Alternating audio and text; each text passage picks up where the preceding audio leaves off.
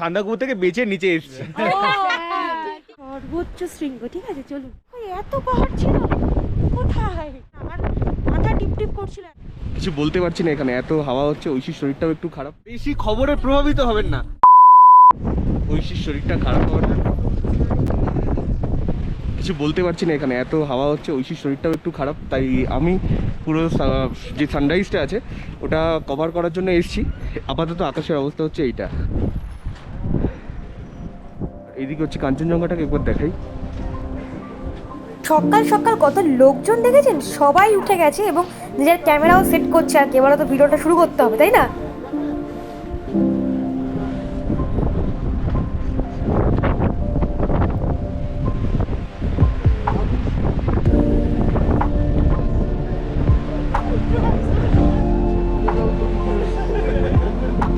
তখন অবধি সূর্যের আলো ওঠেনি, বাজে তখন ঘড়িতে ভোর 5:30। সূর্যটা উঠতেই কাঞ্চনজঙ্ঘার রূপটা ঠিক কীরকম পাল্টে যায় একবার দেখুন।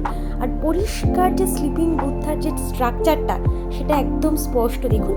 এবং শুধু তাই নয়, আশেপাশের রেঞ্জগুলোকে খেয়াল করছেন, প্রত্যেকটা রেঞ্জ কিন্তু একদম স্পষ্ট বোঝা যাচ্ছে। এই ক্লিপিংসটা একটু বড়, কিন্তু আমি চাই আপনারা একটু ধৈর্য ধরে দেখুন যে সূর্যটা ওঠার পরে কীরকম পরিবর্তন হচ্ছে পাহাড়টার।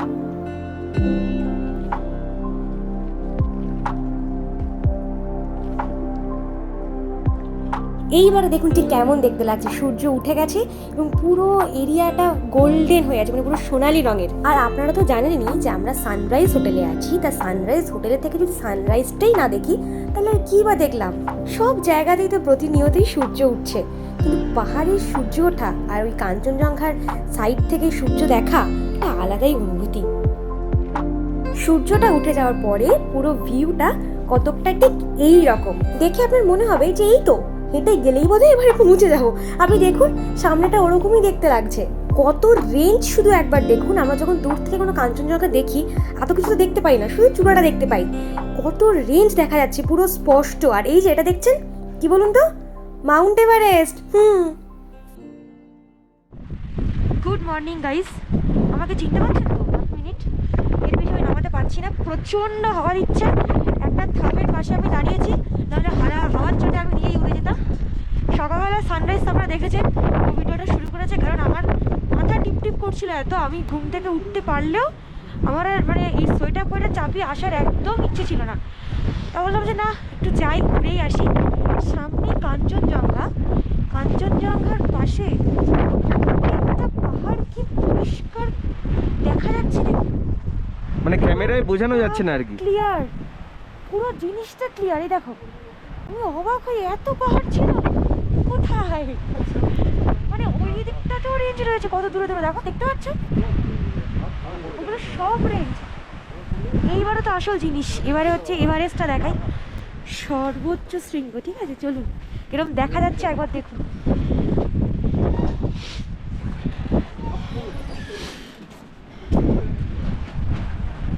ওই যে উঁকি মারছে,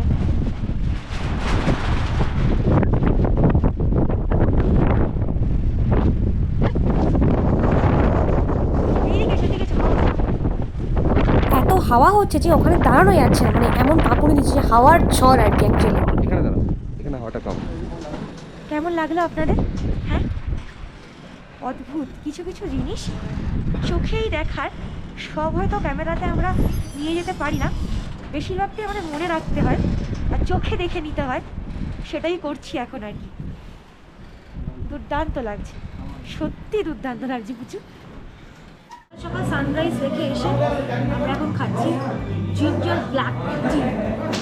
উপরে শরীরটাকে তো রাখতে হবে।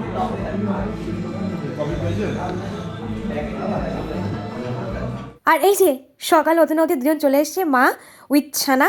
আর কি উৎপাতে এরা, দেখুন কিরকম খেলছে। ছোটো তো, মানে এনার্জি বেশি যেরকম হয় সেরকম, ওই জন্য প্রচণ্ড উৎপাতে।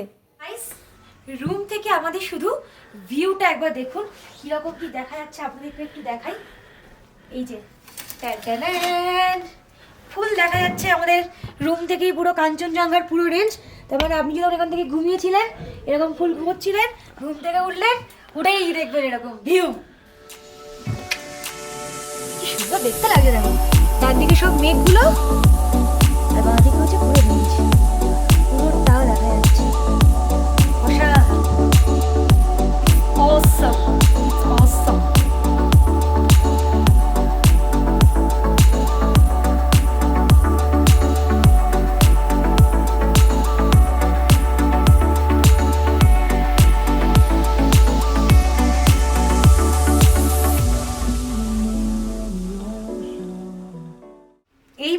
রুমটার সম্পর্কে, আমরা সান্দাকফুতে যে হোটেলটাতে ছিলাম তার নাম হচ্ছে সানরাইজ।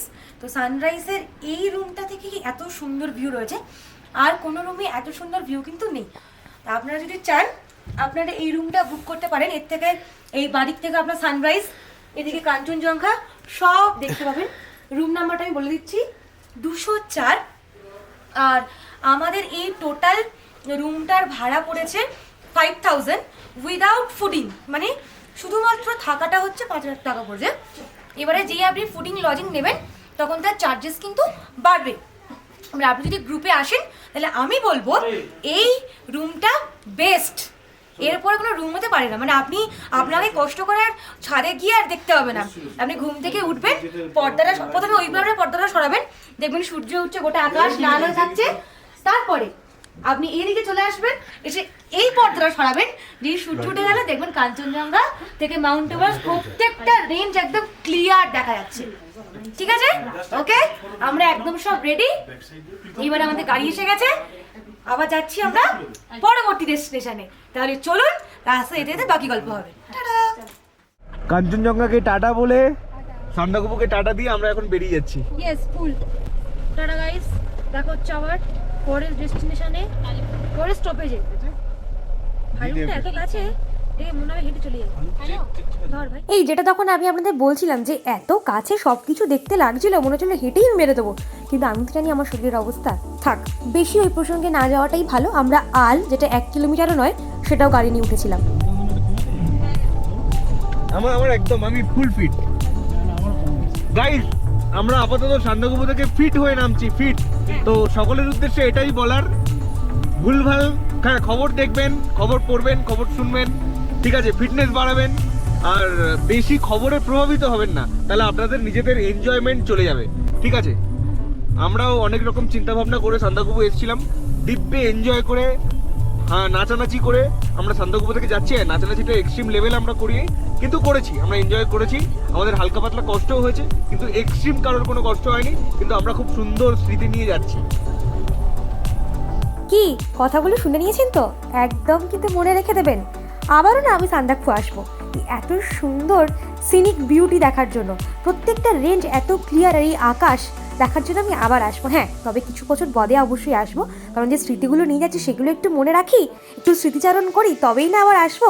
আপনি দেখুন, ছোটোবেলা যখন আমি খাতায় আঁকতাম ঠিক এরকমই আঁকতাম, মেঘ পাহাড়গুলো একদম সেম লাগছে না? উফ, আবারও এই সেই রাস্তা, কি ভয়ঙ্কর রাস্তা।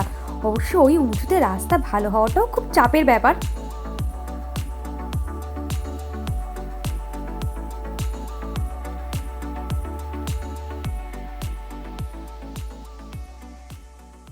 আমরা বিন্দাস ওপর থেকে নামতে নামতে এখন ফ্রুটি খেতে খেতে আসছি।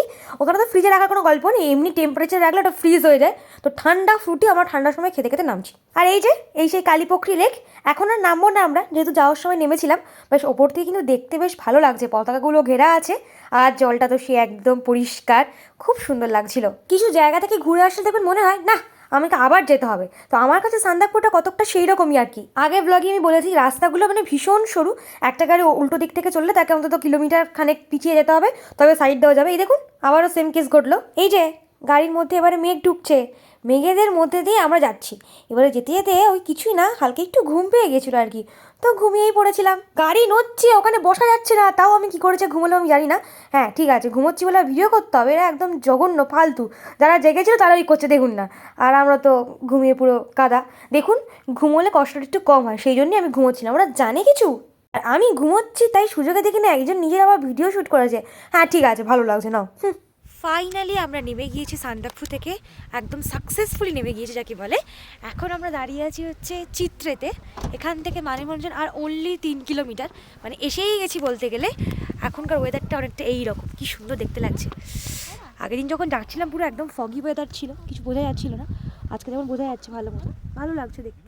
এই আমাদের গাড়ির একটা স্ট্যান্ড দেখুন, রাস্তা আছে কিন্তু আমরা রাস্তা দিয়ে নামছি না, আমরা পাহাড়ের ওই ওপর থেকে এই খাদ বরাবর নামছি। খেয়াল মা,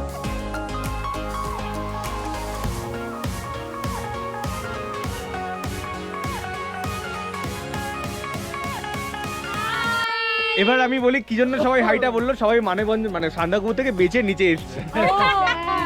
আমি জয়ী এটাই ultimate। এবং ঠিক আমরা আছে। ফুল ফিট এন্ড ফাইন আছি। একদম বিন্দাস আছি, ওসব কিচ্ছু না, সব মনের ভুল ছবি গুজবে মানে কান দেবে না, হ্যাঁ। না না গুজব না, যেটা হয়েছে সেটা হয়েছে। কেউ অতিরিক্ত মাত্রায় হয়তো অ্যালকোহল নিয়েছে বা আদার্স কিছু না কিছু প্রবলেম থাকতে পারে, কিন্তু একজনের হয়েছে বলে যে সকলের হবে একদমই না সেটা। সবাই একটু ফিট অ্যান্ড ফাইন থাকার চেষ্টা করবে, তাহলে এইসব জায়গায় আসতে পারবে। আর একটা কথা, আর খবর দেখো, খবর শোনো, খবর পড়ো, যা ইচ্ছে করো, কিন্তু আলটিমেট নিজের যেটা মনে হবে সেটাই করবে। শোভনদার মতো কারোর কথা শুনবে না, ঠিক আছে? এটাই হচ্ছে আসল কথা।